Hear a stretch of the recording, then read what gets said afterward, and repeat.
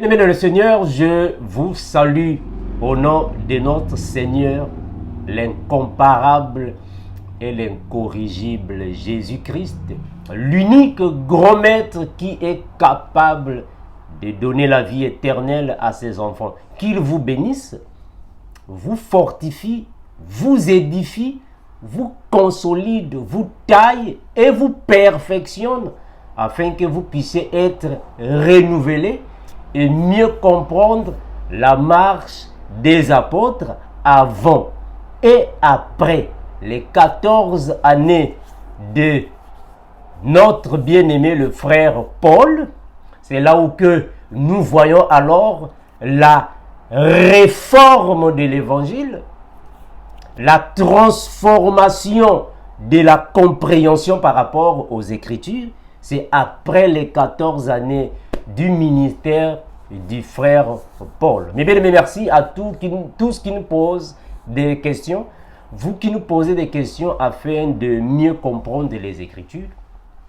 Dans cette série, nous ne parlons que des lettres de notre bien-aimé frère Paul. Voilà pourquoi nous avons intitulé la série « Mieux comprendre les lettres du frère Paul ».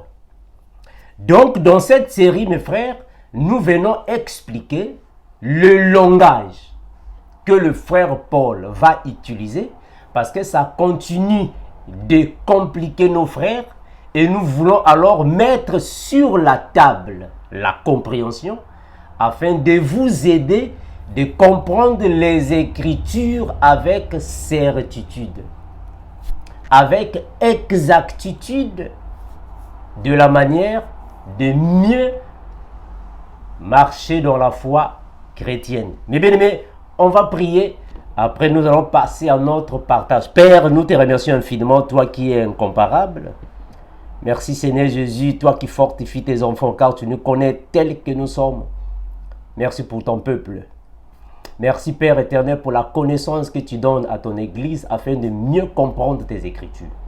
Béni garde encore et toujours. Que le règne, la puissance, la gloire, toutes les actions de grâce reviennent à toi seul, Jésus-Christ, parce que tu es notre Dieu, l'unique, adorable, l'incomparable et l'incorrigible.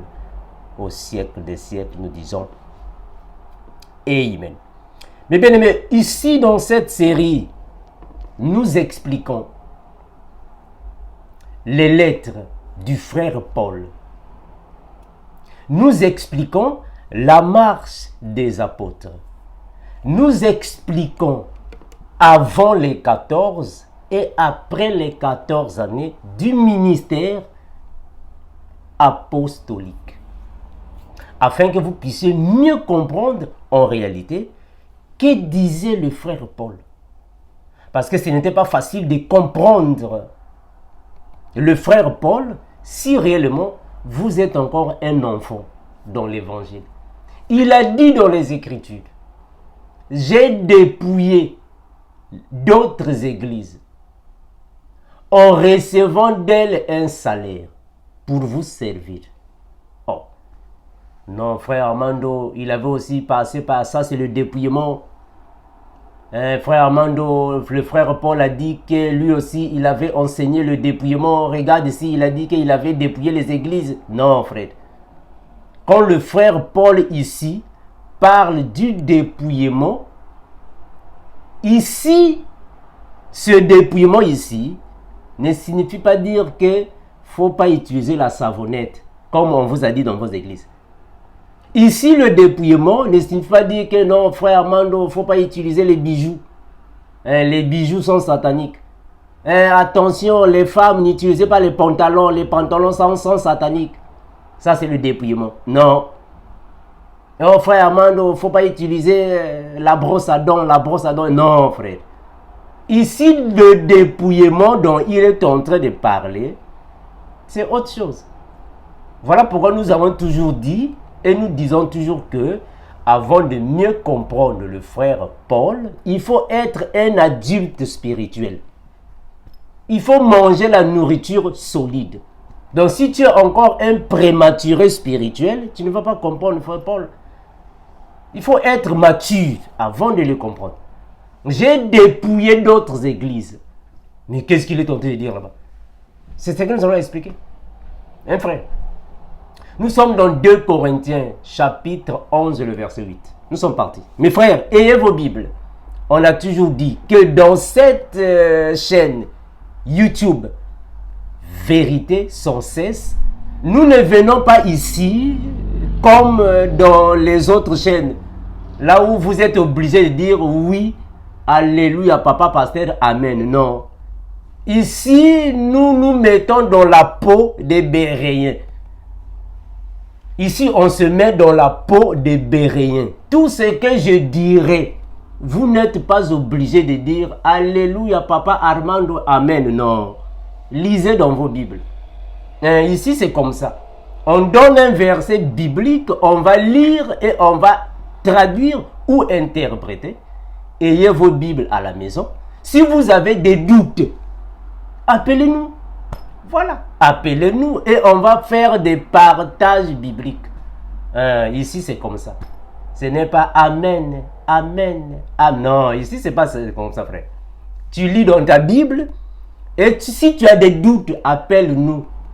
On va partager les Écritures. J'ai dépouillé d'autres églises en recevant d'elles un salaire. Oh non, frère Mando, l'ouvrier mérite son salaire. Ok, c'est ce que nous allons voir ici. 2 Corinthiens chapitre 11, verset 8. Lisez dans vos Bibles, mes frères. 2 Corinthiens 11, 8, c'est notre verset de base pour le sujet que nous avons. 2 Corinthiens 11, 8. La Bible va dire ainsi: j'ai dépouillé d'autres églises en recevant d'elles un salaire pour vous servir. Oh, mais ça c'est Louise Ségon qui va interpréter ça de cette manière. Qu'est-ce qu'il voulait dire? Nous sommes dans Good News Translation. Voilà, ça ce sont les chrétiens renouvelés. Ici c'est comme ça, mes frères. Nous sommes les disciples renouvelés.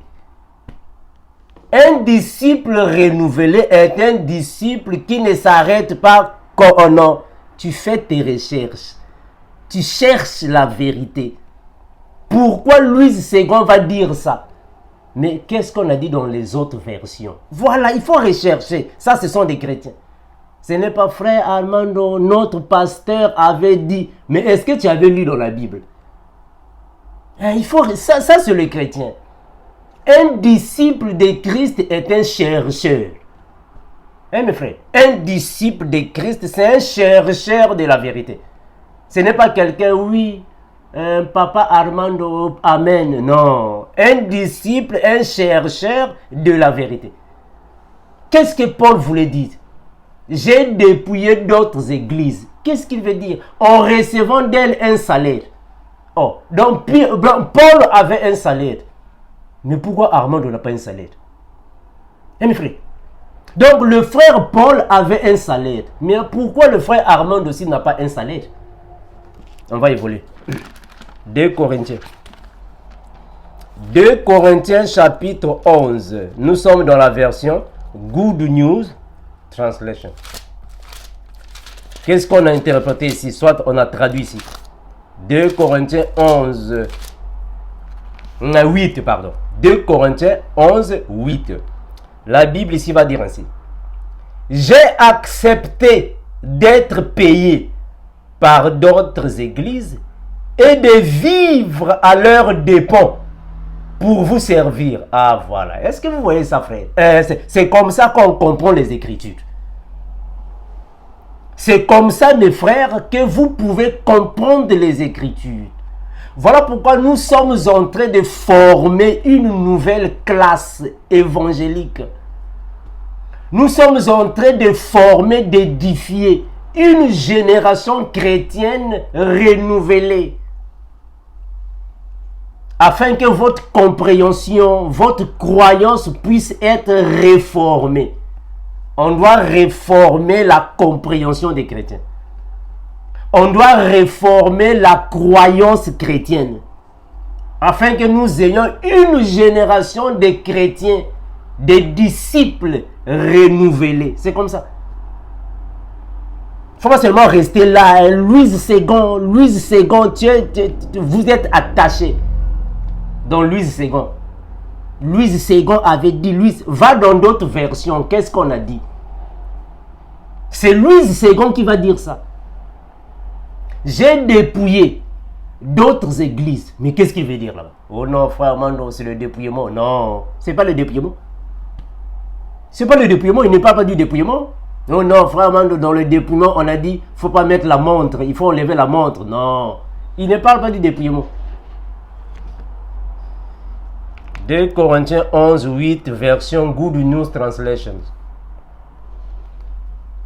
J'ai accepté d'être payé par d'autres églises et de vivre à leurs dépens pour vous servir. Ah donc, quand le frère Paul est en train de dire que j'ai dépouillé d'autres églises, en d'autres termes, le frère Paul était un salarié. Il recevait un salaire. Il vivait aux dépens de ces églises. C'est ce que vous appelez aujourd'hui par travailler à temps plein. Je suis en train de travailler à temps plein.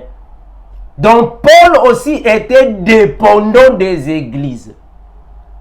Mais bien après, quand il s'est renouvelé, il a changé de direction. Parce que ici, c'est avant les 14 années. Frère, ça va vous aider. Ça va vous aider pour mieux comprendre le frère Paul avant les 14 années et après les 14 années. Ça va vous aider.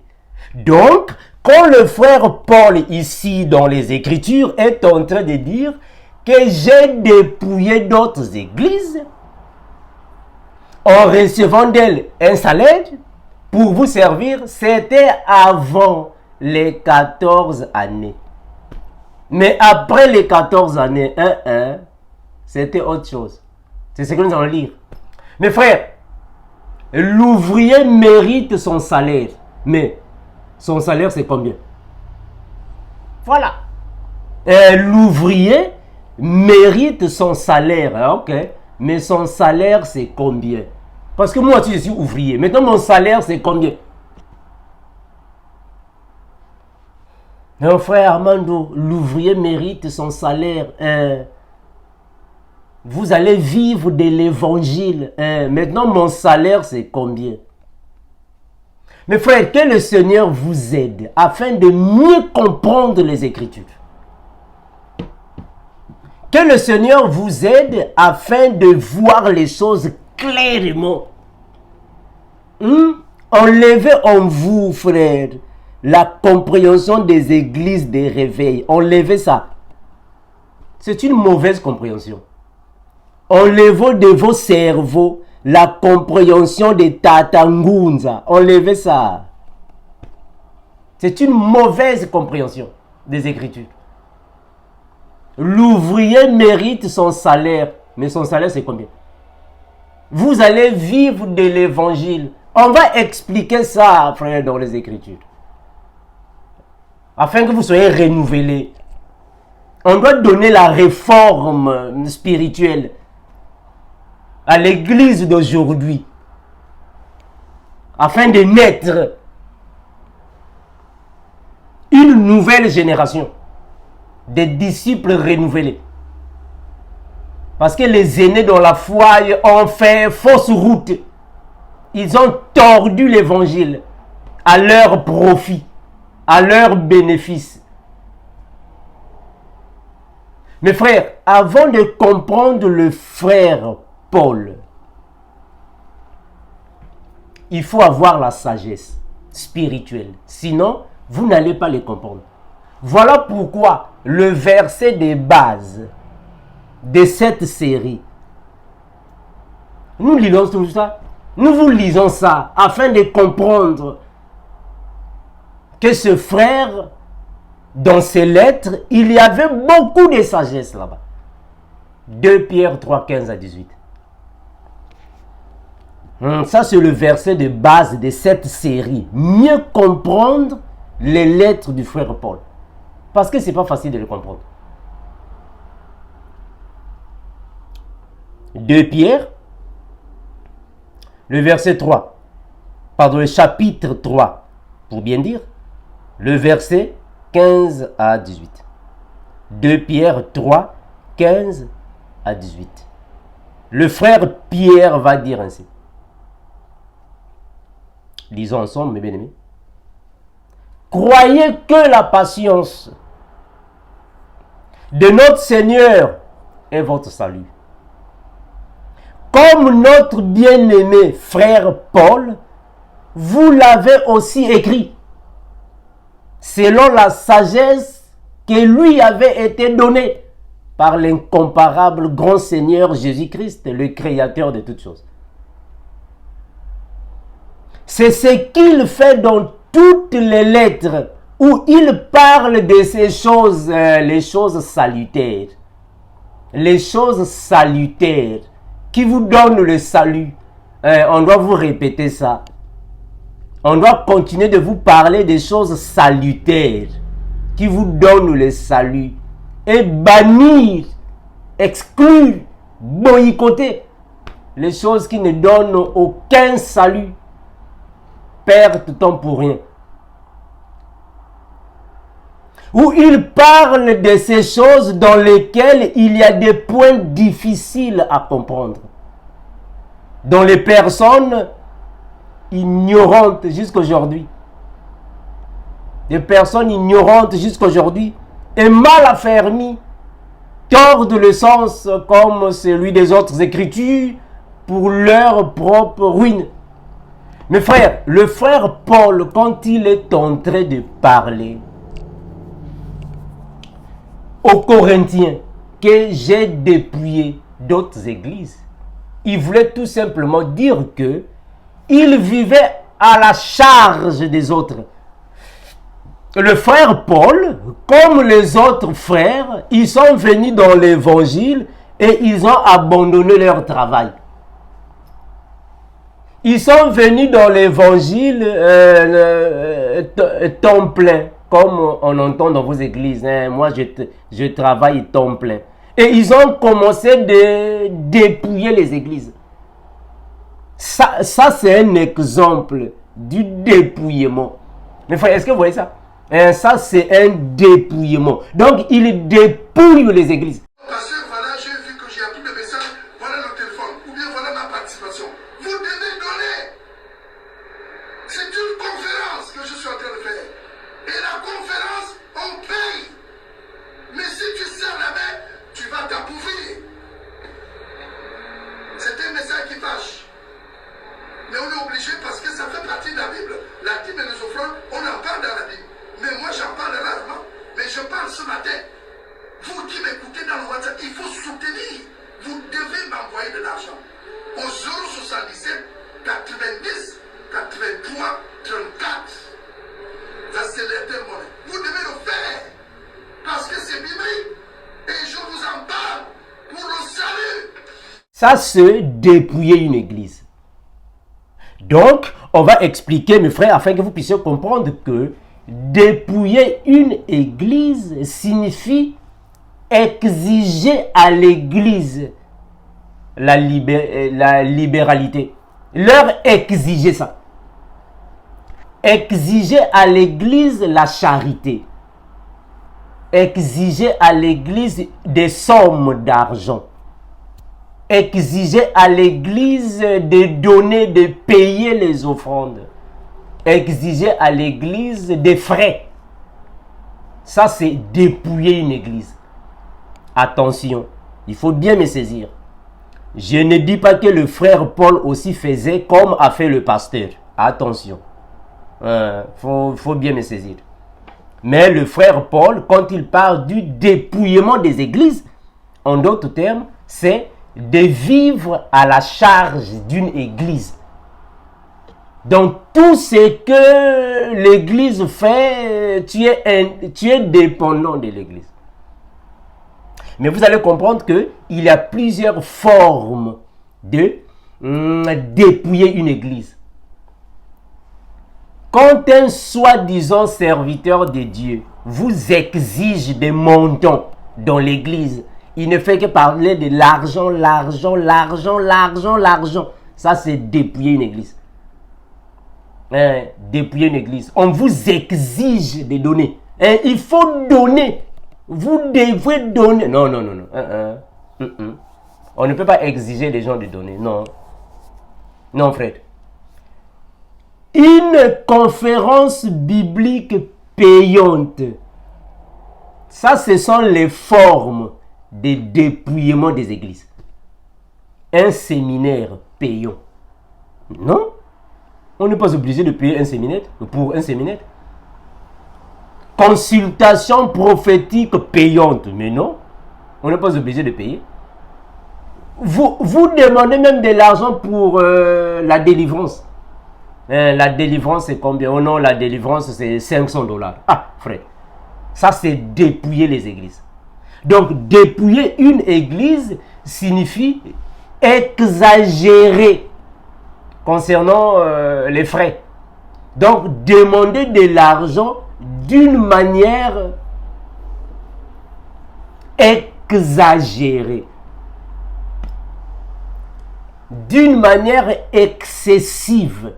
Ils ne font que parler de l'argent, l'argent, l'argent, comme dernièrement. Je vous ai montré une vidéo ici dont le soi-disant pasteur disait il faut donner 10 000 euros dans une enveloppe. Ça, c'est dépouiller une église. Donc, dépouiller une église signifie leur exiger des montants. Leur exiger des montants. En d'autres termes, vivre à leurs dépens. Est-ce que vous voyez ça? Ça, c'est dépouiller une église. Mais il faut comprendre, mes frères, que le frère Paul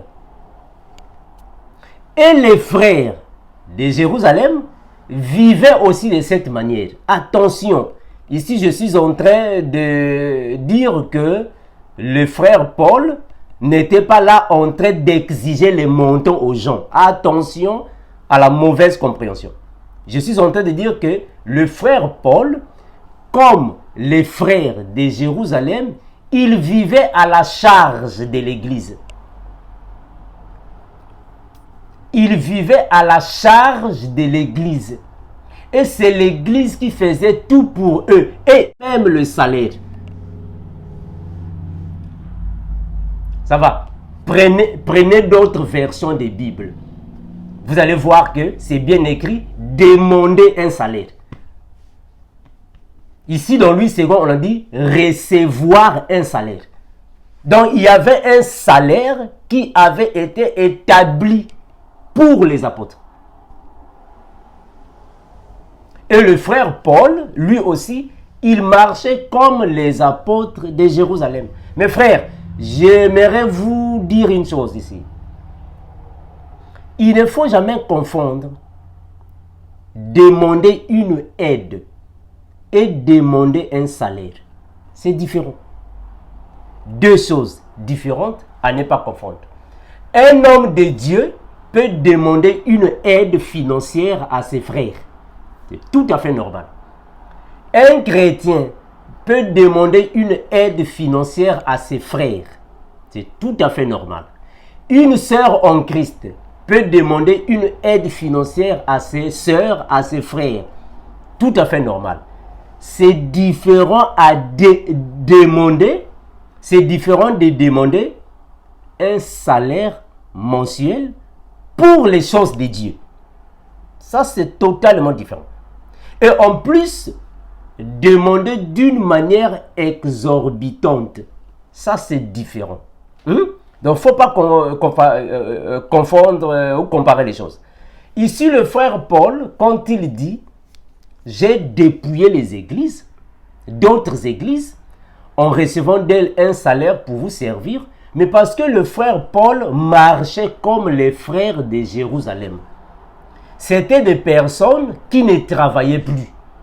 Et c'était des personnes qui vivaient à la dépendance totale des églises. Et ce sont les églises qui étaient obligées de leur venir en aide financière moyennant des salaires. Avant les 14 années du frère Paul, bien sûr. Mais après, le frère Paul avait vu que cette manière de marcher n'était pas conforme à ce que le Seigneur Jésus avait dit. Parce que les apôtres, quand ils ont travaillé avec le Seigneur Jésus pendant la courte période de leur formation, ils n'avaient pas un salaire mensuel. Mais le Seigneur leur avait donné la possibilité de recevoir tout ce qui avait été donné pour leur servir de salaire. On va lire là-bas afin que vous puissiez comprendre ce que je suis en train de dire. C'est parce que dans notre époque, si je suis en train de parler de demander le salaire, parce que dans notre génération, dans l'église, plusieurs personnes interprètent mal ce passage. L'ouvrier mérite son salaire. Alors, il y a plusieurs personnes, plusieurs serviteurs de Dieu, soi-disant, bon, je ne sais pas comment vous pouvez le dire, ils demandent maintenant des salaires. Ils demandent ça. Ils exigent ça. Ils planifient, ils établissent ça. Hein, mes frères? Mais, quand nous allons prendre les Écritures, on va voir quel était le salaire que le Seigneur Jésus-Christ, l'incomparable Dieu créateur lui-même, il avait proposé aux apôtres. Nous sommes dans Luc chapitre 10. Luc 10, de verset 1 à 8, afin que nous puissions voir quel était le salaire que le Seigneur Jésus lui-même avait proposé aux disciples, c'est-à-dire aux apôtres. Luc 10, 1 à 8. La Bible va dire ainsi. Luc 10, 1 à 8. La Bible dit ainsi. Après cela, le Seigneur désigna encore 70 autres disciples et les envoya devant lui, deux par deux, dans toutes les villes et dans tous les endroits où lui-même devrait aller. Je prends le verset suivant. Il leur dit, la moisson est grande, mais il y a peu d'ouvriers. La moisson est grande, mais il y a peu d'ouvriers. Priez donc le maître de la moisson d'envoyer des ouvriers dans sa moisson. Le verset 3. Allez-y. Je vous envoie comme des agneaux au milieu des loups. Ne prenez ni bourse, ni sac, ni sandales, et ne saluez personne en chemin. Dans toute maison où vous entrerez, dites d'abord que la paix soit sur cette maison. Et s'il se trouve là un homme de paix, votre paix reposera sur lui. Sinon, elle reviendra sur vous. Le verset 7. Restez dans cette maison, mangez et buvez ce qu'on vous donnera. Mes frères, saisissez-moi bien, ce passage ici. Saisissez bien. Restez dans cette maison, mangez et buvez ce qu'on vous donnera, car l'ouvrier mérite son salaire. Mes frères, est-ce que vous voyez ce que le Seigneur Jésus-Christ est en train de dire? Ici, le Seigneur est en train de confirmer que, réellement, les disciples envoyés devraient avoir un salaire. Mais attention, leur salaire n'était pas une somme d'argent mensuelle. Non. Leur salaire était la libéralité, la charité des personnes qui devraient les recevoir. Et le salaire n'était pas forcément monétaire. C'est-à-dire que tout ce que les personnes qui les avaient hébergés leur donnaient, ça devrait leur servir de salaire. C'est comme ça que le Seigneur avait établi le salaire des apôtres, soit des disciples, pour ne pas peut-être vous scandaliser. Je prends le verset 8. Dans toute ville où vous entrez et où l'on vous accueillera, mangez ce que l'on vous offrira. Guérissez les malades qu'ils y trouveront et dites-leur, le royaume de Dieu s'est approché à vous.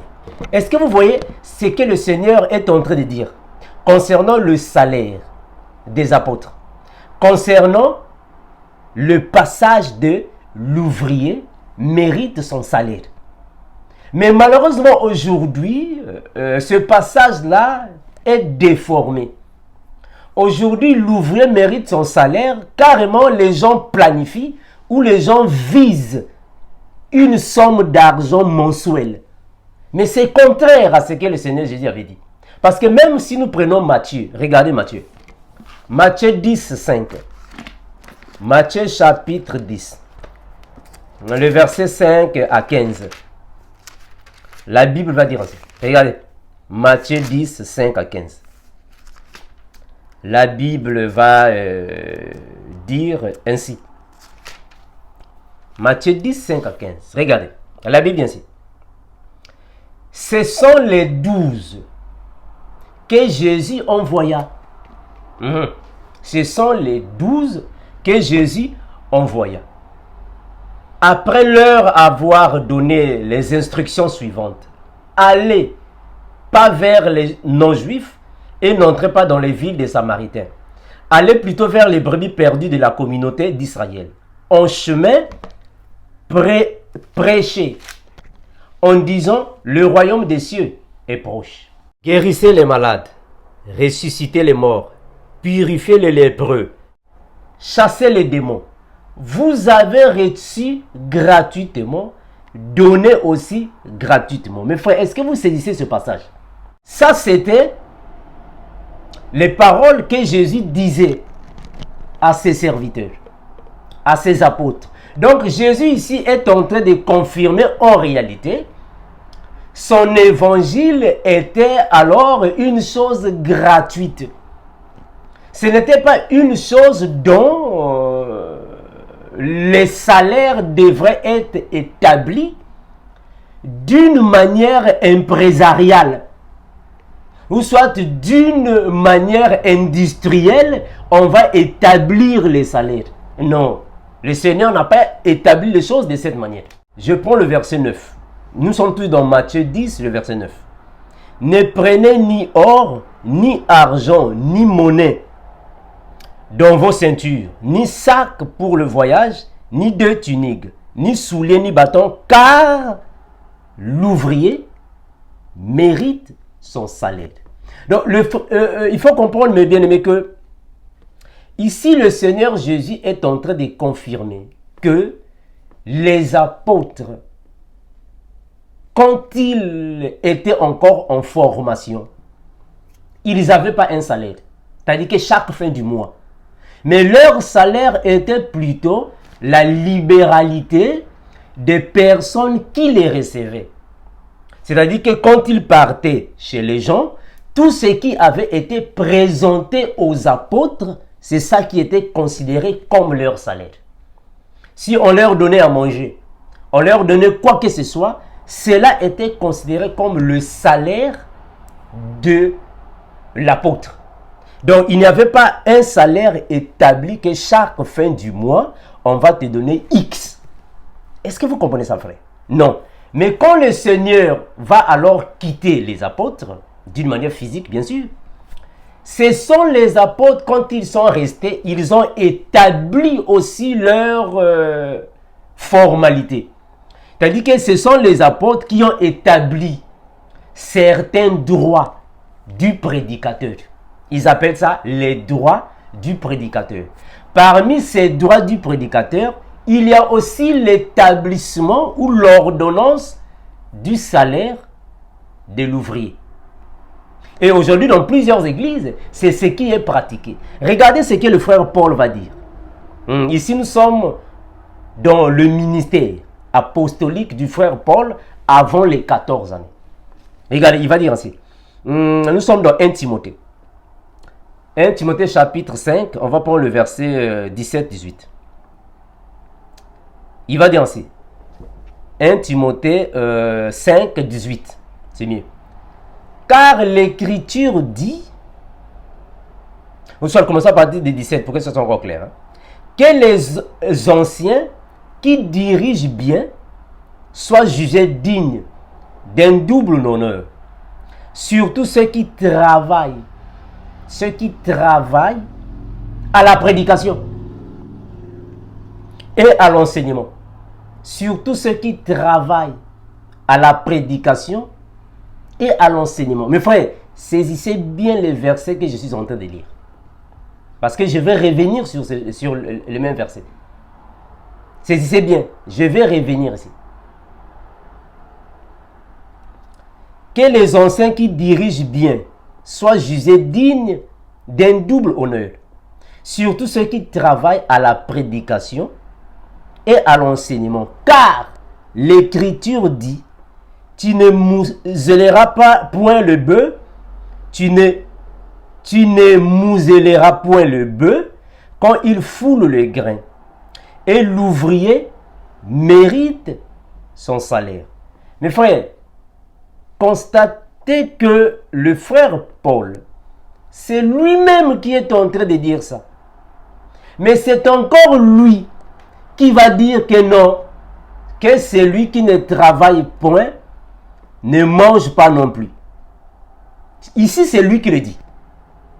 Mes frères, c'est pour que vous puissiez voir, c'est pour que vous puissiez comprendre avant et après du frère Paul. Très important. Si vous ne comprenez pas avant et après du frère Paul, mes frères, vous allez vous perdre. Vous allez avoir des connaissances contraires à la réalité. Ça va, mes frères? Il faut bien comprendre ça. Parce que même ici, quand le frère Paul dit, ceux qui travaillent ceux qui travaillent à la prédication et ceux qui travaillent à l'enseignement, vous allez voir qu'après, il va leur dire non, il faut aller travailler maintenant. Ce n'est pas le travail de l'évangile, mais un travail professionnel. Mais pourquoi il va se contredire? Mais parce que là-bas, c'est après. Ça va, là-bas, c'est après. Parce que même le frère Paul aussi avait droit à un salaire. Mais après, il dit non, que celui qui ne travaille pas ne mange pas. Mais pourquoi il change? Mais parce que c'est après. Le frère Paul aussi a commencé de travailler comme les apôtres de Jérusalem. Je ne fais que répéter ça, parce que ce que je répète ici, c'est salutaire pour vous. Hein, mes frères? Je répète les choses salutaires. Je vais prendre ça dans cette version. Good News Translation. Je prends 1 Timothée. 1 Timothée 5, 17 et 18. Regardez. 1 Timothée 5, 17, 18. 1 Timothée 5, 17, 18. La Bible va déclarer ainsi. Les anciens qui dirigent bien l'Église méritent un double salaire. Est-ce que vous écoutez ce que le frère Paul dit par rapport à la version Good News Translation? Voilà pourquoi je vous ai dit, vous qui êtes disciples renouvelés, faut pas trop être limité, attaché à Louis II. Hein, frère? Quand tu veux bien comprendre les Écritures, il faut comparer les versions des Bibles. Il ne faut pas être comme Takinanga. Takinanga était diacre. Mon père, il était diacre. Donc, il ne faut pas être comme Takinanga avec Louis II. Il est attaché là-bas, il ne peut plus changer. Bien aimé, regardez. Donc ici, il faut comprendre que le Takinanga. Mais frère, ici, il faut comprendre que Louis II va nous dire ainsi. Bon, attention, moi j'aime mon père. Ne croyez pas que je n'aime pas mon père, attention. Mais frère, regardez. Louis II va dire ainsi. Louis II, ici, je suis dans 1 Timothée. 1 Timothée chapitre 5, le verset 17. Que les anciens qui dirigent bien soient jugés dignes d'un double honneur. Ici, on parle d'honneur. Un double honneur. Est-ce que vous voyez ça? Dans la version Good News Translation, on nous dit ainsi. Que les anciens qui dirigent bien l'Église méritent un double salaire. Est-ce que vous voyez qu'il y a une différence? Un honneur est différent d'un salaire. Donc, ce qui veut dire que dans ce passage, le frère Paul était en train de dire à Timothée, il faut établir là-bas des lois. Il faut leur dire et leur rappeler que les anciens doivent avoir un salaire. Et ici, il précise même un double salaire. Voilà pourquoi j'avais dit que les apôtres demandaient le salaire. Pas seulement recevoir, mais demander. Très important, mes frères. Pas seulement recevoir, mais demander. Je vais relire ça pour une bonne compréhension. 1 Timothée 5, 17. Version Good News Translation. Les anciens qui dirigent bien l'Église méritent un double salaire. Surtout ceux qui ont la lourde responsabilité de prêcher et d'enseigner. En effet, l'Écriture déclare: vous ne mettrez pas une moussellière à un bœuf qui foule le blé, et l'ouvrier a droit à son salaire. Mais après, il va comprendre, non, ce n'était pas comme ça. Donc, il demandait un salaire. En d'autres termes, il demandait le salaire. Et il recevait également le salaire. Donc, il y avait des personnes qui avaient des doubles salaires. Ici, c'est quand Paul va commencer de travailler dans l'évangile. Mais bien après, c'est même lui, Paul, qui va dire non, que chacun aille travailler. Parce qu'il avait compris que non, mais en réalité, le Seigneur n'avait pas établi les choses de cette manière-là. En réalité, un ouvrier, un serviteur de Dieu ne devrait pas avoir un salaire établi. C'est-à-dire que chaque fin du mois, il a un salaire. Ce n'est pas comme ça que le Seigneur a établi ça. Ce sont les apôtres parmi eux, ils se sont convenus afin de marcher de cette manière.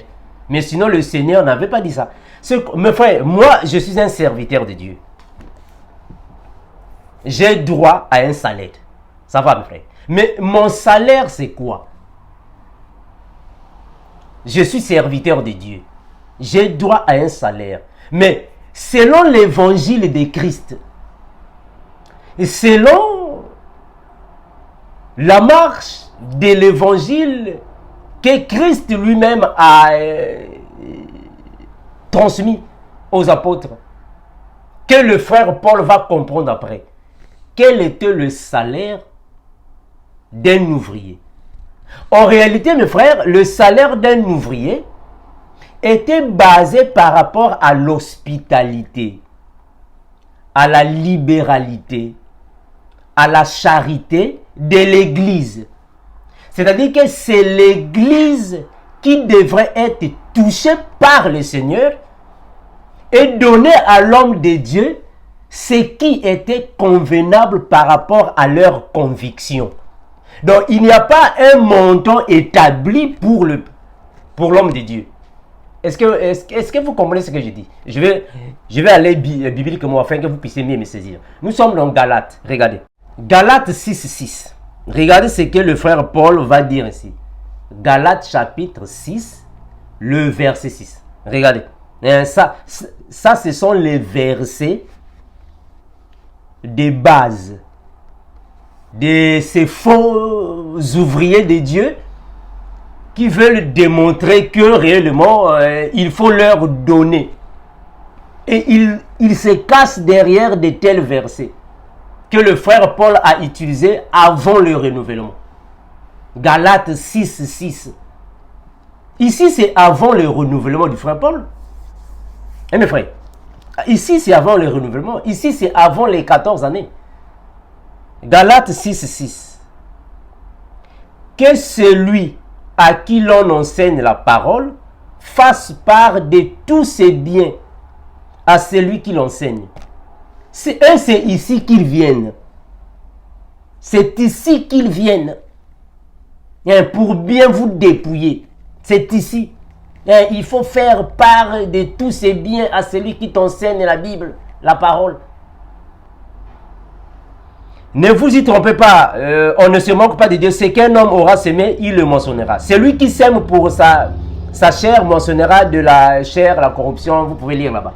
Mes frères, vous voyez aujourd'hui dans l'église, c'est ce que je vous l'ai toujours dit. L'église a fait fausse route par rapport à la compréhension. Pourquoi? Mais parce que l'église n'a pas su comment distinguer avant les 14 années et après les 14 années. Malheureusement, après les 14 années et avant les 14 années. C'est ça qui a causé que l'église aujourd'hui, vous voyez maintenant tout le monde, l'ouvrier mérite son salaire. Et malheureusement dans vos églises, quand ils utilisent l'ouvrier mérite son salaire, qu'est-ce qu'ils font? L'ouvrier en question, c'est seulement le pasteur. Oh, mais est-ce que le diacre n'est pas un ouvrier? Le diacre, c'est pas un ouvrier. Non, dites-moi, est-ce que le diacre n'est pas l'ouvrier? Le frère Paul a dit, ceux qui méritent le double salaire, ce sont ceux qui travaillent à la prédication, à l'enseignement. Mais est-ce qu'il n'y a que le pasteur qui travaille à la prédication? Bon, maintenant, pourquoi dans une église de 50 personnes, il n'y a que le pasteur qui a le salaire? Supposons que dans votre église, vous avez 3 pasteurs. Vous avez deux évangélistes. Et vous avez 2 prophètes. Mais pourquoi il n'y a que le pasteur qui reçoit le salaire? Est-ce que les autres pasteurs ne sont pas les ouvriers? Donc, il faut que tout le monde reçoive le salaire. Mais non, dans vos églises, il n'y a que lui qui reçoit le salaire. Parce qu'il n'y a que lui qui est l'ouvrier. Non, c'est pas ça. Ça, c'est faux, frère. Eh bien, c'est comme nous dans le GEC. Est-ce que dans le GEC, je suis l'unique prédicateur? Eh bien, est-ce que dans le GEC, le frère Armando est l'unique prédicateur? Non, il y a plusieurs prédicateurs dans le GEC. Donc, il n'y a pas moyen que Armando puisse avoir un salaire. Alors qu'il y a plusieurs ouvriers dans le GEC. Mais donc, vous, dans vos églises, puisque vous avez encore la compréhension du ministère apostolique avant les 14 années, vous êtes resté dans ça. Vous êtes resté dans ça. L'ouvrier mérite son salaire. Donc, il faut lui donner chaque fin du mois. Mais est-ce que le Seigneur Jésus avait établi ça de cette manière? Mes frères, est-ce que le Seigneur Jésus, quand il était avec ses apôtres, il avait dit réellement que vous devez avoir chaque fin du mois un salaire? Jésus n'a pas dit ça comme ça. Mais donc, qui est venu avec ça? Qui est venu avec cette idéologie? Mes frères, vous savez, le frère Paul n'a pas inventé les choses dans l'évangile avant les 14 années. Quand Paul est venu avant les 14 années, il fréquentait les frères de Jérusalem. Quand Paul est venu avant les 14 années, il était avec les apôtres de Jérusalem. Donc, il copiait les apôtres de Jérusalem avant les 14 années. Parce qu'il les fréquentait. C'est bien après qu'il a commencé de les contredire. Nous sommes dans Galates. Regardez. Galates chapitre 1er. Galates. Nous allons prendre le chapitre 1er. Le verset. Commençons à partir du verset 18. Galates chapitre 1er. Prenons du verset 18 au verset 24. 3 ans plus tard, je montais à Jérusalem. Attention, ici ce n'est pas 14 ans plus tard, attention. Ici c'est 3 ans plus tard, c'est-à-dire avant le renouvellement de Paul. Je répète ça. Dans le livre des Galates chapitre 2, le frère Paul va dire 14 ans plus tard. Là-bas c'est le renouvellement de Paul. Ici c'est avant le renouvellement. Ça va? Quand il a commencé le ministère, ici c'est nouveau, hein? Vous pouvez commencer même à partir du verset 15, afin que vous puissiez mieux voir. Je prends le verset 15 pour que vous puissiez avoir une bonne compréhension. Regardez, le verset 13. Galates 1, le verset 13 et on descend.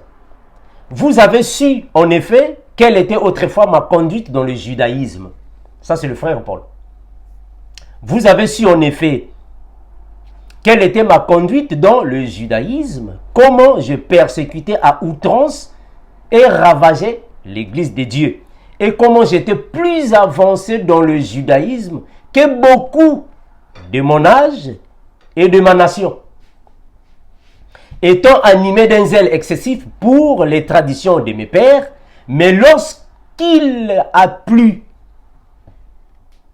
à celui qui m'avait mis à part de le sein de ma mère et qui m'appelait par sa grâce de révéler en moi son fils afin que je l'annonçasse parmi les païens, aussitôt je ne consultais ni la chair ni le sang et je ne montais point à Jérusalem vers ceux qui furent apôtres avant moi, mais je partis pour l'Arabie. Puis je rêvais encore à Damas. Ici, c'est dans les débuts de Paul. Dans les débuts. Mais regardez, 3 ans plus tard, je montais à Jérusalem pour faire la connaissance de Céphas. Et je demeurais 15 jours chez lui. Mais je ne vis aucun autre des apôtres, si ce n'est Jacques, le frère du Seigneur. Dans ce que je vous dis, devant Dieu, je ne mens point. J'allais ensuite dans les contrées de la Syrie et de la Cilicie. Or, j'étais inconnu du visage aux églises des Judées, qui sont en Christ. Seulement, elles avaient entendu dire que celui qui autrefois nous persécutait annonce maintenant la foi qu'il s'efforçait alors de détruire. Mes frères, vous allez comprendre que quand nous allons prendre encore d'autres versets, versets bibliques, vous allez comprendre que le frère Paul ne faisait pas les choses de lui-même. Parce que lui aussi, il lisait les seigneurs, il lisait les prophètes, et il avait la connaissance par rapport à ceux qui ont commencé avant lui. Donc, il ne faisait pas les choses au hasard de lui-même, non. Il marchait comme les apôtres de Jérusalem. Il marchait comme les aînés qui étaient déjà là sur place. Il a fait des choses comme ceux qui avaient avancé dans l'évangile. Voilà pourquoi il parlait des salaires. Il faut payer ceux qui travaillaient dans tel ou tel département. Ils devaient avoir un salaire. Il a fait beaucoup de choses. Mais après, le frère Paul avait vu que non, en réalité, cette façon de marcher n'était pas correcte. Ce n'était pas correct par rapport aux Écritures. Ce n'était pas correct. Nous allons prendre 1 Corinthiens. Regardez. 1 Corinthiens chapitre 9. Commençons de lire à partir du verset 1er. 1 Corinthiens 9, on descend. Ne suis-je pas libre? Ne suis-je pas apôtre? N'ai-je pas vu Jésus notre Seigneur? N'êtes-vous pas mon œuvre dans le Seigneur? Si pour d'autres je ne suis pas apôtre, je le suis au moins pour vous, car vous êtes le sceau de mon apostolat dans le Seigneur. Le verset 3. C'est là ma défense contre ceux qui m'accusent. Le verset 4. n'avons-nous pas le droit de manger et de boire? Mais mes frères, maintenant saisissez ce que je suis ici en train de dire, que je disais auparavant. Quand le Seigneur Jésus va envoyer ses apôtres, il va leur donner le droit d'un salaire. Mais le salaire des apôtres n'était pas un chiffre, c'est-à-dire un montant établi par mois. Leur salaire était basé sur la libéralité, la charité, la générosité des personnes qui les recevaient. Donc partout là où ils partaient, c'est qu'on leur donnait là-bas. Les personnes qui étaient touchées par le Seigneur, il leur donnait des choses. Ces choses-là étaient pour eux comme un salaire. En d'autres termes, récompense. Maintenant, ici, le frère Paul est en train de dire de ces choses. Maintenant, regardez comment est-ce que Paul aussi va avoir une autre compréhension. 1 Corinthiens 9, je prends le verset 3. C'est là ma défense contre ceux qui m'accusent. N'avons-nous pas le droit de manger et de boire? Pourquoi Paul dit, n'avons-nous pas le droit de manger et de boire? Mais parce que les apôtres de Jérusalem avaient aussi les droits comme prédicateurs. Je répète ça. Les apôtres, c'est-à-dire les ministres qui ont précédé le frère Paul, avaient des droits. C'est-à-dire les droits de prédicateur. Et le frère Paul aussi, quand il vient parmi ses frères, il avait droit aussi à ces choses.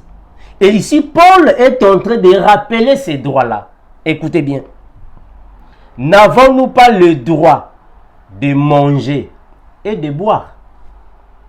N'avons-nous pas le droit de mener avec nous une sœur qui soit notre femme, comme font les autres frères ou les autres apôtres et les frères du Seigneur et s'effacent? Il continue. Oui bien, est-ce que moi seul et Barnabas, nous n'avons-nous pas le droit de ne point travailler? Mes frères, saisissez bien. Ça va? Saisissez-moi bien dans ce que je dis. Je vous ai dit auparavant que les apôtres, c'est eux-mêmes, les frères de Jérusalem, c'est eux-mêmes qui ont établi le salaire d'un ouvrier. C'est-à-dire qu'un ouvrier devrait avoir un salaire. C'est une chose établie par les frères de Jérusalem eux-mêmes. Pourquoi? Mais parce qu'ils avaient abandonné le travail. En d'autres termes, ils ne travaillaient plus. Ils étaient, comme on dit dans vos églises, temps plein ou soit plein temps. Comment est-ce que vous avez inventé ça? C'est vous qui avez... En fait, c'est vous-même qui avez inventé ça. Le temps plein là ou le plein temps. C'est vous qui avez inventé ça. C'est la même manière que les frères qui ont précédé le frère Paul. Alors, ils ne travaillaient plus. Puisqu'ils ne travaillaient plus, il fallait que les fidèles de l'Église puissent alors prendre soin d'eux. Alors, ils étaient maintenant à la charge de l'Église. D'où il fallait leur établir un salaire. Alors ici, la pensée du Seigneur Jésus qui confirme que l'ouvrier mérite son salaire, ici, cette pensée avait changé de camp. Parce que ce n'est pas comme ça que le Seigneur avait dit. Le Seigneur n'a pas dit l'ouvrier mérite son salaire, c'est-à-dire que c'était alors une somme d'argent par mois. Non, le Seigneur n'avait pas dit ça comme ça. Il n'avait pas dit ça comme ça. J'espère que je vous ai lu deux passages bibliques. Matthieu 10 et vous descendez. Ce n'est pas comme ça que le Seigneur l'avait établi. Donc ça, alors, le salaire par mois des ouvriers était une convention. Voilà, c'est même ça le mot que je cherchais. C'était une convention. J'espère que vous connaissez ce que signifie une convention. Donc c'est une convention que les hommes ont alors mis sur la table afin que les choses marchent de cette manière. Mais parce qu'ils ne travaillaient plus. Donc moi Armando, aujourd'hui, je ne peux pas dire au GIEC, il faut établir un salaire pour moi. Non, le GIEC n'a pas un salaire pour me donner. Quel salaire que le GIEC va me donner? On va évoluer mes frères, on va évoluer. Regardez, on va revenir ici, dans 1 Corinthiens. Je prends le verset 9. Voilà, j'étais en train de lire... voilà, prenons le verset 6. Voilà. Ou bien, est-ce que moi seul, Paul, et Barnabas, nous, n'avons-nous pas le droit de ne point travailler? Qui jamais fait le service militaire à ses propres frais? Qu'est-ce qui plante une vigne et n'en mange pas les fruits? Qu'est-ce qui fait paître un troupeau et ne se nourrit pas du lait du troupeau? Mes frères, ça ce sont les versets bibliques que plusieurs personnes vous lisent dans vos églises pour se défendre de la pensée de l'ouvrier mérite son salaire. Ce qui est bizarre, ou soit ce qui est regrettable, est que ces personnes ne peuvent pas envisager qu'il y a eu un début pour les apôtres. Et après, les apôtres n'étaient plus dans cette pensée. Ils n'étaient plus dans cette pensée-là, mes frères. Il y a eu un changement par rapport à cela. On va continuer la lecture. Vous allez voir quels sont les changements qui ont été établis. Continuons, je prends le verset 8. Je prends le verset... voilà, je vais sauter. Vous pouvez faire la lecture à la maison. Pour ne pas trop vous prendre de temps. Je prends le verset 13. Voilà, ça aussi c'est un verset que plusieurs personnes se basent ici. Ne savez-vous pas que ceux qui remplissent les fonctions sacrées sont nourris par le temple? Écoutez bien ça, mes frères. J'espère que ça sont les versets bibliques que vous écoutez dans vos églises. Ne savez-vous pas que ceux qui remplissent les fonctions sacrées sont nourris par le temple? Que ceux qui servent à l'autel ont part à l'autel. Je m'arrête d'abord. Mes frères, est-ce que vous comprenez ce passage? Dans vos églises, on vous lit ces passages.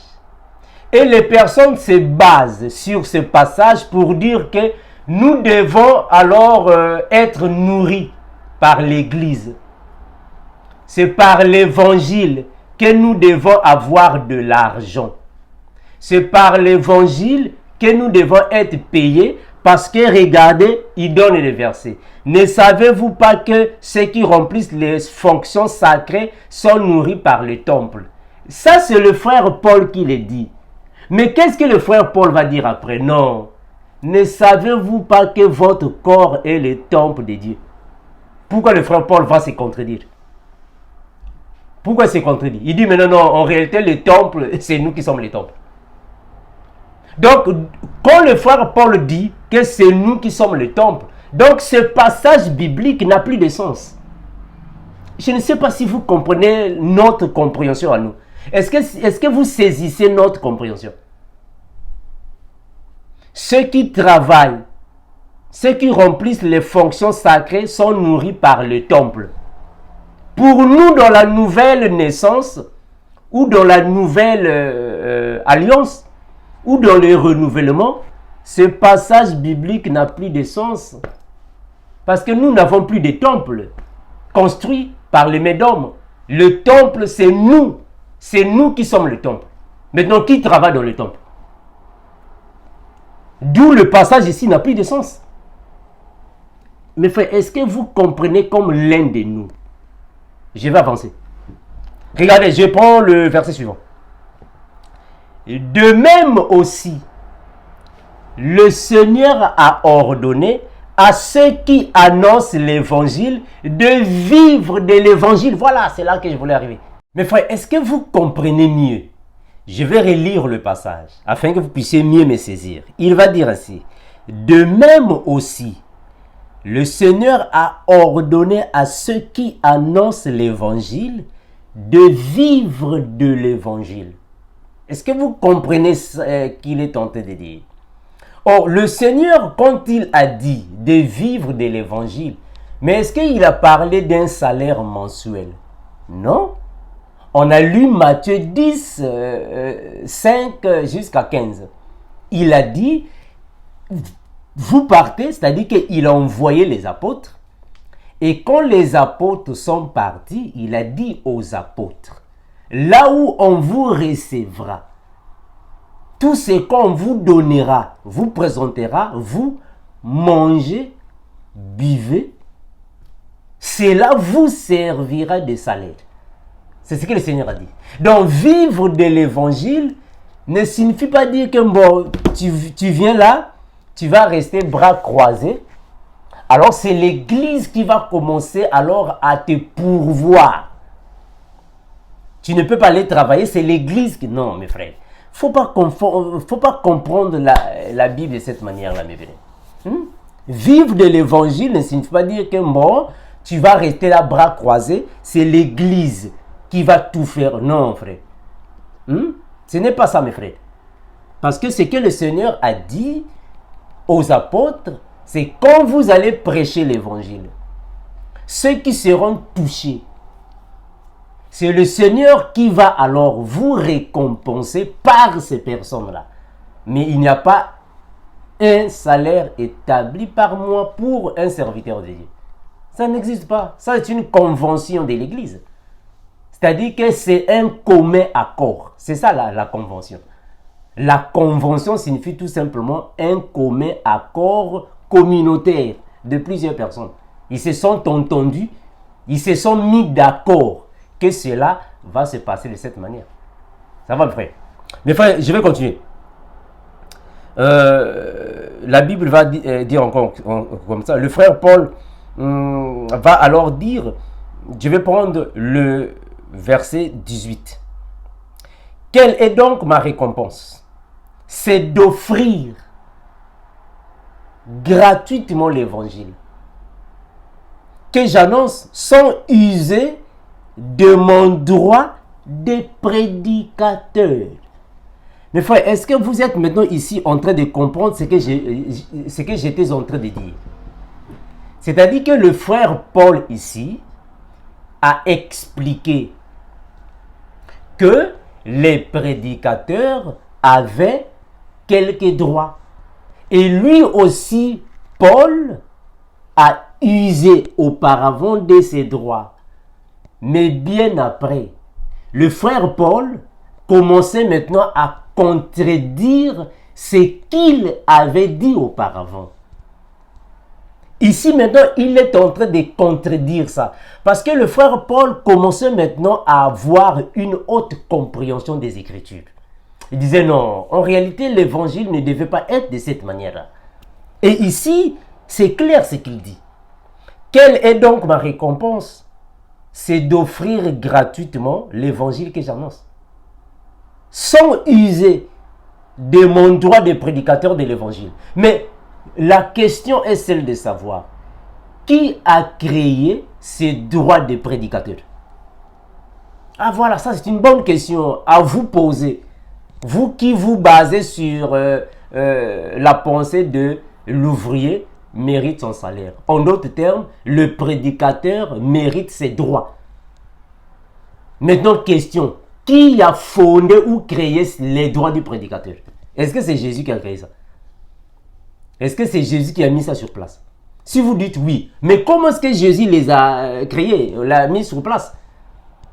Est-ce qu'il y avait un salaire mensuel? Donc, nous allons revenir alors au verset de base afin que vous puissiez comprendre pourquoi Paul avait dit « J'ai dépouillé les églises ». Et mes frères, revenons là-bas dans 1 Corinthiens chapitre 11. On va commencer de lire le passage que nous avons lu. Mes frères, regardons, nous allons lire, afin que vous puissiez comprendre, pardon, 2 Corinthiens, prenons 2 Corinthiens. 2 Corinthiens chapitre 11. Prenons le verset 7. Le frère Paul va dire ainsi.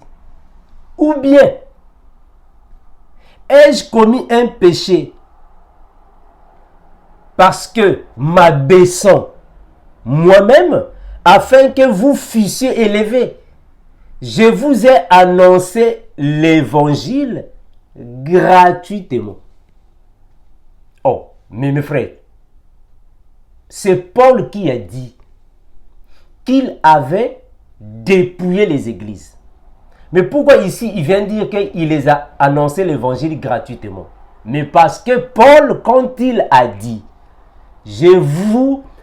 c'est-à-dire que Paul, quand il avait dit qu'il avait dépouillé d'autres églises, parce que c'était dans d'autres églises avant qu'il ne vienne à Corinthe. On va lire, vous allez comprendre ça. Donc, quand le frère Paul était dans d'autres églises, là, il était en train de dépouiller ces églises. Dépouiller les églises, c'est ce que j'étais en train de dire, puisqu'il était en train de travailler à la prédication et à l'enseignement, donc, il avait droit, ou, bon, pas seulement Paul, plusieurs parmi eux avaient droit à un double salaire. Et il y avait encore plusieurs droits dont Paul aussi faisait usage dans les autres églises. Mais quand il est venu parmi les frères de Corinthe, Paul n'était plus dans ça. Paul maintenant enseignait l'évangile gratuitement. Il n'avait plus un salaire. Voilà pourquoi j'étais en train de dire ici que l'église a fait fausse route en comprenant le passé de Paul. Parce que Paul était dans ça, mais après, il avait quitté. Regardez, nous sommes dans 2 Corinthiens. J'étais en train de dire 2 Corinthiens 11. Commençons à partir du verset 7. 2 Corinthiens 11, le verset 7. Regardez. Ou bien, ai-je commis un péché parce que m'abaissant moi-même, afin que vous fussiez élevés, je vous ai annoncé gratuitement l'évangile de Dieu. Parce que ici, il est dans Corinthe. Dans Corinthe, il va annoncer gratuitement l'évangile. Ici, il n'est pas payé. Je répète ça. Dans l'église de Corinthe, à cette période, je répète, à cette période, Paul n'était plus payé. Paul travaillait maintenant. Parce qu'il avait compris que, en réalité, dépouiller les églises en recevant un salaire de ces églises-là n'était pas la vraie marche de l'évangile. Et il a quitté de ça, de toutes ces pratiques-là. Je vous ai annoncé gratuitement l'évangile. Regardez le verset 8. J'ai dépouillé d'autres églises en recevant d'elles un salaire pour vous servir. Est-ce que vous voyez ça? Donc, il a dépouillé là-bas, mais quand il est venu dans Corinthe, il n'a pas dépouillé à cette période. Je continue. Et lorsque j'étais chez vous et que je me suis trouvé dans le besoin, je n'ai été à charge à personne. Mes frères, retenez ça, très important. Je n'ai été à charge à personne. Cela veut dire quoi? Au temps des apôtres, les apôtres étaient à charge de l'église. À l'église, pour bien dire. Pas seulement les apôtres. Plusieurs ministres étaient à charge. Pourquoi? Mais parce qu'ils ne travaillaient plus. Expressement, ils avaient interrompu leur profession afin de venir, soi-disant, s'occuper des affaires de Dieu. Et il fallait maintenant interrompre toute activité professionnelle. Mais nous comprenons que cette façon de marcher n'est pas juste. Parce qu'un serviteur de Dieu ne peut pas interrompre une activité professionnelle pour se lancer dans l'évangile. Ça n'a pas de sens. Est-ce que vous voyez? Ça va mes frères? On va continuer. J'ai dépouillé d'autres églises en recevant d'elles un salaire pour vous servir. Et lorsque j'étais chez vous et que je me suis trouvé dans le besoin, je n'ai été à charge à personne. Car les frères venus de Macédoine ont pourvu à ce qui me manquait. On va s'arrêter ici. Mes frères, j'étais en train ici de dire que un serviteur de Dieu, selon l'évangile, selon la marche de l'évangile, de la saine doctrine de Christ, un serviteur de Dieu ne peut pas faire de l'évangile une profession. C'est-à-dire que l'évangile n'est pas une profession que tu vas commencer à avoir un salaire mensuel. Faut pas comparer les choses, mes frères. L'évangile est une question spirituelle qui a à voir avec le don. C'est une vocation. Donc ce n'est pas une profession là où je viens ici pour m'enrichir. Je vais me faire de l'argent. Ce n'est pas un business là où nous allons nous faire de l'argent. Non. Non, frère.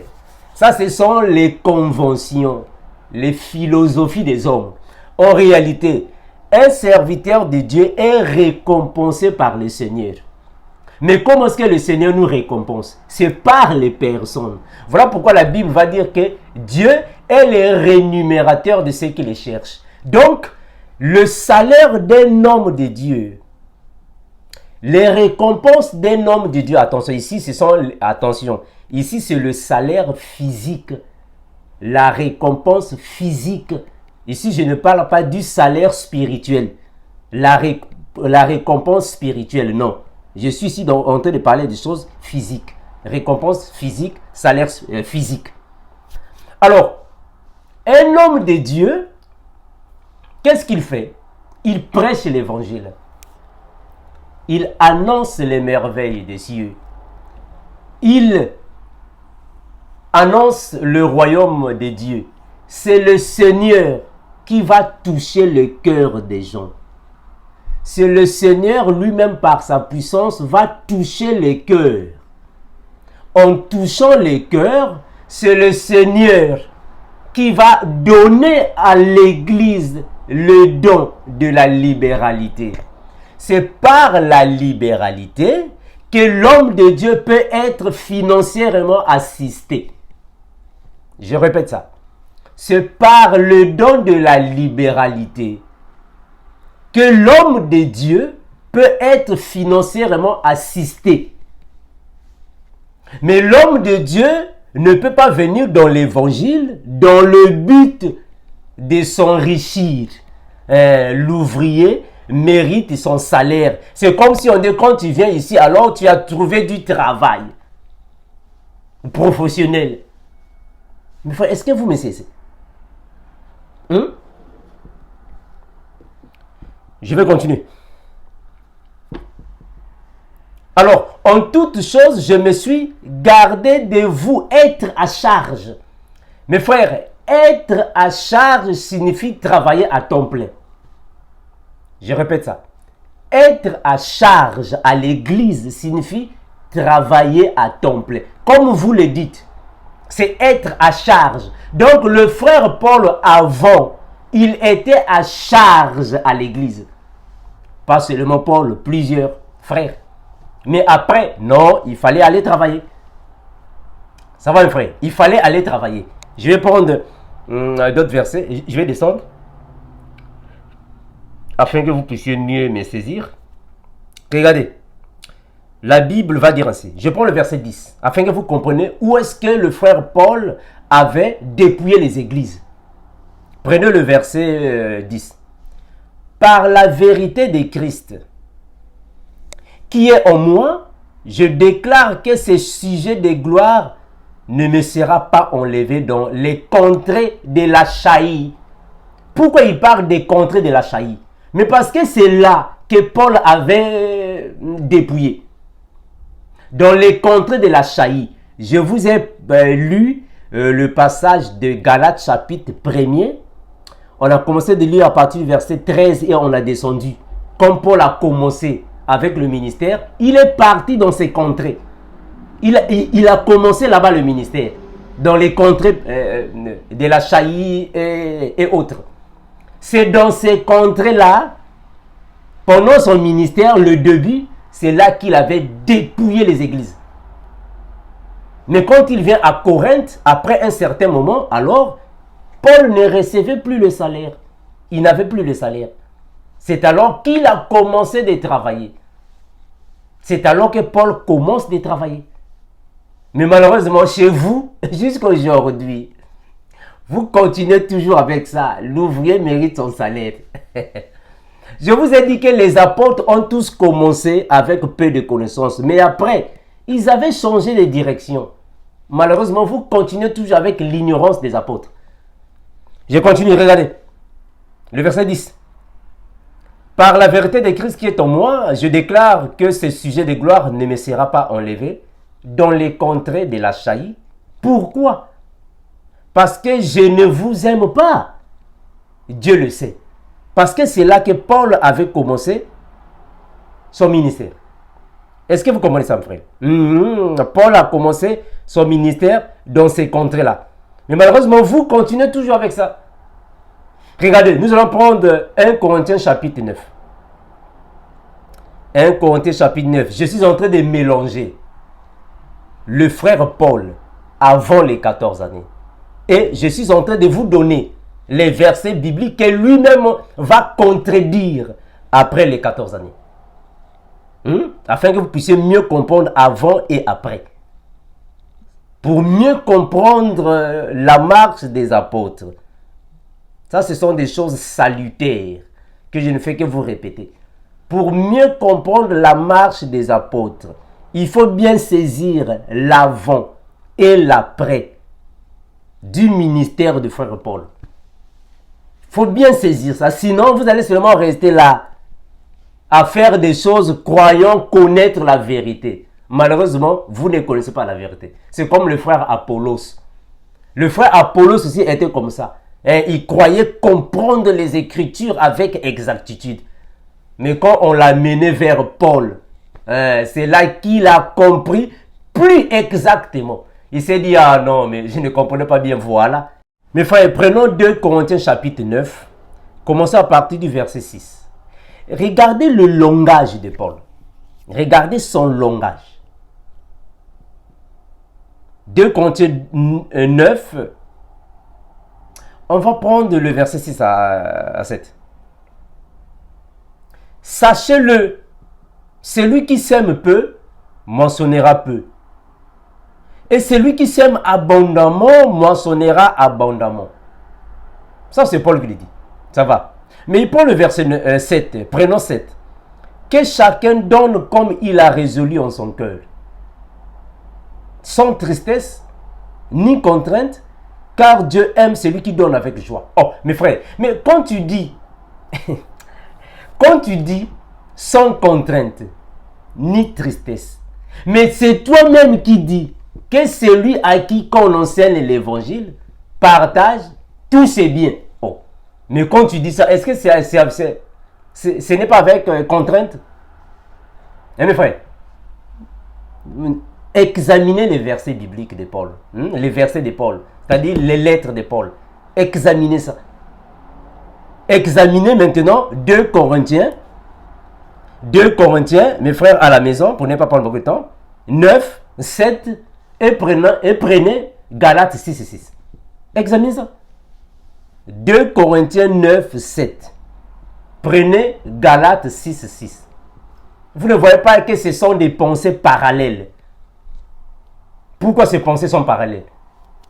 Et on va prendre 2 Thessaloniciens.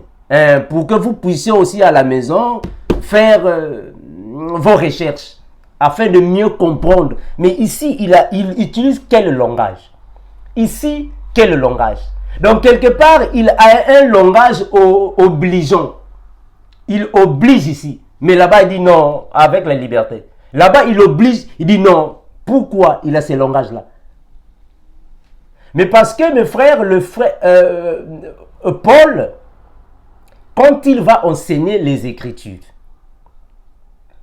quand il va enseigner ses révélations, mes frères, il y a eu un processus. Mais malheureusement, ceux qui ont écrit la Bible ont tout mélangé ensemble. Parce qu'il faut comprendre que les lettres de Paul n'étaient pas comme nous les voyons dans la Bible. Ce sont les théologiens qui les ont toutes mélangées. Mais sinon, ce sont des pensées séparées. Mais ceux qui ont écrit ont tout mélangé. Maintenant, pour connaître, ici c'est avant, aussi c'est après, c'est quand il donne une pensée et après il contredit la même pensée. C'est alors que tu vas te retrouver, ah non, ici c'est avant, ici c'est après. Parce qu'il y a même des frères qui m'ont posé la question, mais comment savoir si c'est avant, ici c'est après? C'est très facile. Quand vous prenez Timothée, c'est le frère Paul qui va circoncire Timothée à cause des Juifs. Mais quand il arrive le temps de circoncire Tite, Paul refuse. Ah, donc là, vous pouvez déjà comprendre que non, ici, avec Timothée, c'était avant. Avec Tite, c'est après. Pourquoi? Mais parce qu'avec Timothée, il a accepté, mais avec Tite, il va contredire la circoncision. Donc c'est après et avant. Et il faut maintenant faire ça avec plusieurs versets bibliques. Maintenant, prenez 2 Corinthiens 9, 7, comparez ça avec Galates 6, 6. Vous ne voyez pas que ça ne correspond pas. Ces 2 versets ne correspondent pas. Mes frères, à moins que vous comprenez les choses différemment à l'un de nous. 2 Thessaloniciens, regardez. On va vers la fin. Prenons 2 Thessaloniciens, chapitre 3. La Bible va dire ainsi. Au 5 à 13, oui, c'est mieux, pour que la compréhension soit encore facile. Que le Seigneur dirige vos cœurs vers l'amour de Dieu et vers la patience de Christ. Nous vous recommandons, frères, au nom de notre Seigneur Jésus-Christ, de vous éloigner de tout frère qui vit dans le désordre, et non selon les instructions que vous avez reçues de nous. Vous savez vous-même comment il faut mieux imiter. Car nous n'avons pas vécu parmi vous dans le désordre. Le verset 8. Nous n'avons pas mangé gratuitement le pain de personne. Mais pourquoi Paul dit ça? Parce que ici, Paul est dans la Thessalonique. Paul, ici, dans la Thessalonique, il n'a pas dépouillé les églises, toutes les églises. Est-ce que vous voyez ça? Ici, Paul ne dépend plus des églises. Je répète ça. 2 Corinthiens 11, 8, Paul a dit, j'ai dépouillé les églises. Mais vous allez comprendre que ici, mes bien-aimés, le frère Paul est clair de dire que maintenant, il ne dépendait plus des églises. Il ne dépendait plus des églises. En d'autres termes, il n'était plus à charge aux églises. Il menait maintenant sa vie professionnelle comme telle. Mais il y avait toujours des frères, des sœurs qui venaient toujours lui pourvoir les choses par rapport à ses besoins. Ça va. C'est la même chose que le Seigneur Jésus aussi a fait. Hein, frère, le Seigneur Jésus aussi, il y avait des personnes qui financièrement l'aidaient. Ça va, frère? Le Seigneur Jésus était financièrement aidé par les sœurs Vous allez voir que le Seigneur Jésus était aussi financièrement assisté. Jean 12, 4 à 6, le Seigneur Jésus était financièrement assisté. Donc le frère Paul maintenant avait compris qu'il fallait vivre de cette manière. Donc il fallait travailler, ne plus avoir un salaire, travailler. C'est le Seigneur qui va toucher le cœur des frères et ces frères-là et les sœurs vont l'assister financièrement, mais sans pourtant leur imposer un salaire, sans pourtant leur établir des salaires. Eh bien, voilà. Donc c'est comme ça que maintenant Paul maintenant commençait les marchés. Donc il n'avait plus la même compréhension qu'avant. Je vais relire ça. Je suis dans 2 Thessaloniciens. 2 Thessaloniciens 3, 8. Nous n'avons mangé gratuitement le pain de personne, mais dans le travail et dans la peine, nous avons été nuit et jour à l'œuvre pour n'être à charge à aucun de vous. Est-ce que vous comprenez, frère? Voilà pourquoi j'étais en train de dire que ici maintenant, après les 14 années, les apôtres de Jérusalem, les frères de Jérusalem, avec le temps, ils avaient changé leur façon de marcher. Même le frère Paul ici, parce que c'est lui qui a commencé, le frère Paul avait changé sa façon de marcher. Il n'était plus là dans dépouiller les églises. Non, Paul n'était plus là. Ça, c'était avant. Après, il était à charge à personne. Il ne dépouillait plus les églises. Il travaillait maintenant. Hein, frère? Il faut comprendre l'évangile de cette manière. L'évangile, il faut le comprendre de cette manière. Je continue, je prends le verset 12. Le verset 11. Nous apprenons cependant qu'il y en a parmi vous quelques-uns qui vivent dans le désordre, qui ne travaillent pas. Voilà. Quelques-uns parmi vous qui ne travaillent pas. Ici, il parle du travail professionnel. Hein? Ce n'est pas le travail de l'évangile, non. Ici, c'est le travail professionnel. Quelques-uns parmi vous ne travaillent pas, mais qui s'occupent des futilités. Le verset 12. Nous invitons ces gens-là et nous les exhortons par le Seigneur Jésus-Christ à manger leur propre pain. Voilà. Et Paul est même direct de dire ça. Nous invitons à ces gens-là de manger leur propre pain. Et il va continuer, il va dire ainsi. Pour vous, frères, ne vous lassez pas de faire le bien. Mais bien aimé, est-ce que vous voyez comment est-ce que Paul est en train alors de prendre les choses? Je vais encore prendre 1 Timothée 6, 18. Regardez.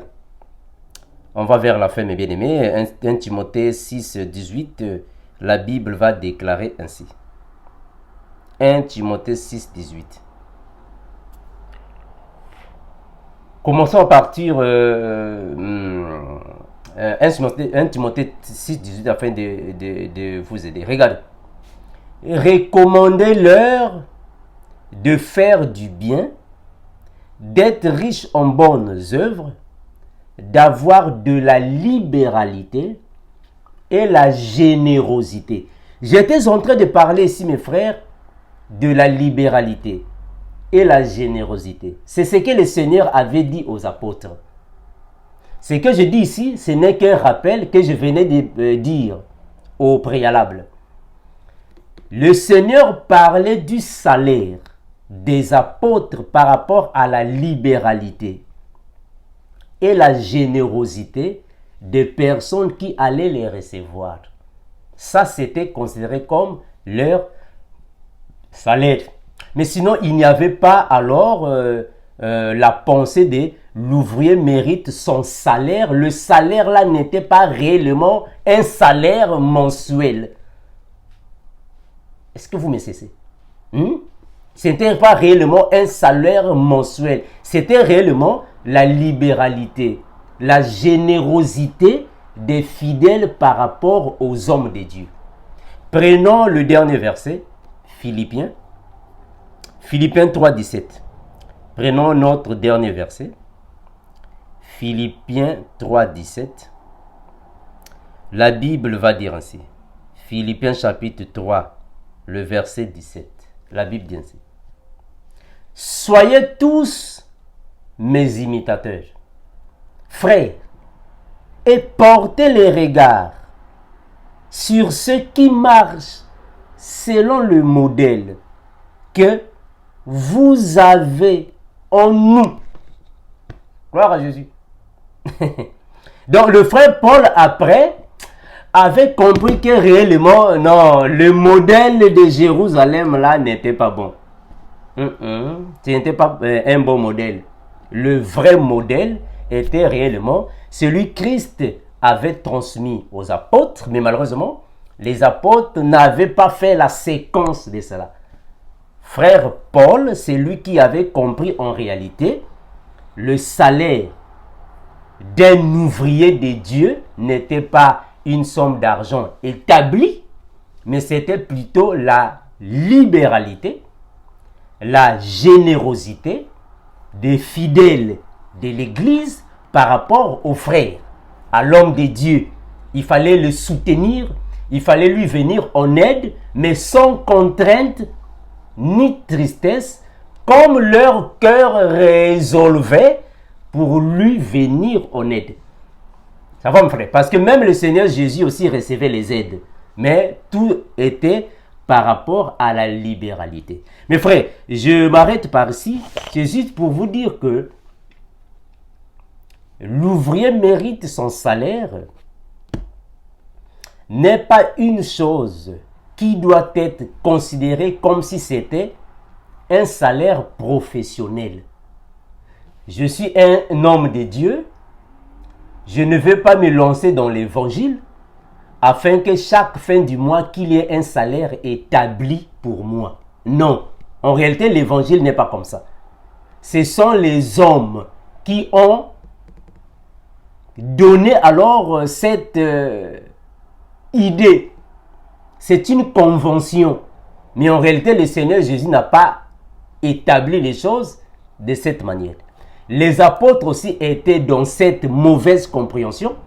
Et le frère Paul, quand même, il était humble de dire que j'ai dépouillé les églises. Mais en réalité, ce n'est pas seulement le frère Paul qui a dépouillé les églises. Ils sont nombreux qui ont dépouillé les églises. Parce que frère Paul l'a même dit. Je vais lire ça, mes frères. Bon, ça c'est le dernier verset. Je vais lire ça. Le frère Paul l'avait même dit qu'il y avait encore d'autres soi-disant serviteurs qui dépouillaient les églises. Mais il n'avait pas parlé. C'est Paul qui a dit, bon, moi j'avais dépouillé les églises. Mais sinon, plusieurs parmi eux avaient dépouillé les églises. Mais bien après, Paul n'était plus dans ça. Il avait changé de direction. Regardez, ceux qui ont dépouillé les églises, ce n'est pas seulement Paul. Voilà, je suis ici. Regardez. Philippiens chapitre 3, le verset 18 à 19. Regardez. 3, 18, 19. Il va dire ainsi. Philippiens 3, 18, 19. Il va dire ainsi. Car il en est plusieurs. Plusieurs. Ça, c'est le frère Paul qui l'a dit.